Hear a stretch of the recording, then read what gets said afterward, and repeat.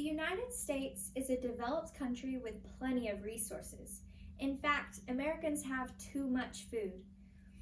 $165 billion worth of food is thrown out every year. So hunger is only a problem in third world developing countries, right? Wrong. In the United States, 1 in 7 children live with hunger.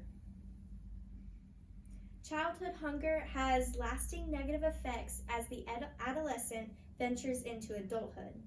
According to the Youth Today organization, these struggles do not end in childhood. Recent studies have also explored how the impacts of childhood food insecurity can continue on into adulthood, with effects such as reduced ability to manage stress and weaker future job performance. If we solve this problem now, then our future generations will thrive with active members of society. After completing a summer internship at a Boys and Girls Club in a low-income area, I noticed constant behavioral issues that were directly linked to childhood hunger. For the past year, I've been conducting my own research about this critical situation.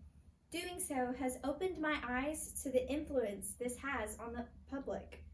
We need to bring this growing problem that is occurring right here in the United States to light and evoke change. To solve this issue, we must first understand the negative effects that childhood hunger has on children in our communities. Then we must implement the necessary programs in every school so children can live happier and fuller lives.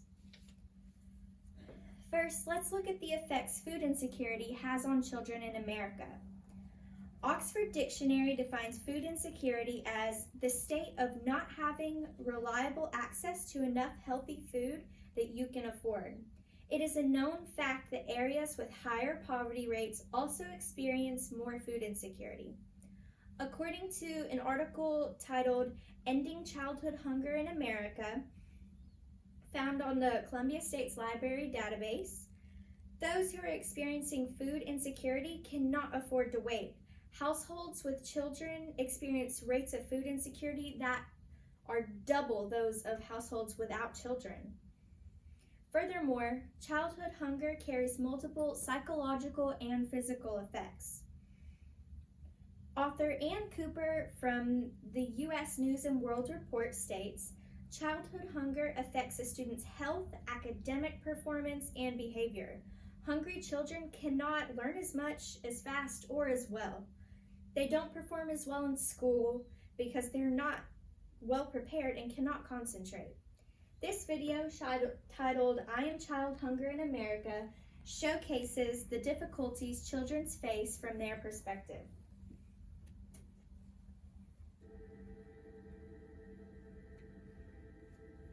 I am what child hunger looks like in America. I am a 9-year-old boy who hopes a friend invites me to a sleepover so I can have dinner. I am a 15-year-old girl who goes for walks during lunch so my friends won't know I don't have anything to eat. I am a 13-year-old boy who gets into fights at school just because I'm hungry. Even if you are not in an area that has high food insecurity rates, your tax dollars are paying for this growing problem.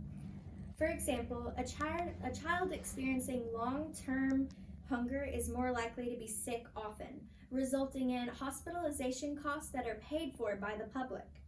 In Iowa, there are approximately $130.5 billion in these costs linked to the hunger, food, and insecurity.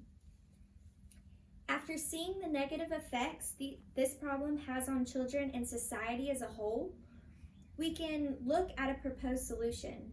Although there have been many ideas, I believe that lawmakers should enact that every school have mandatory programs such as a backpack program, a food pantry, and summer service program.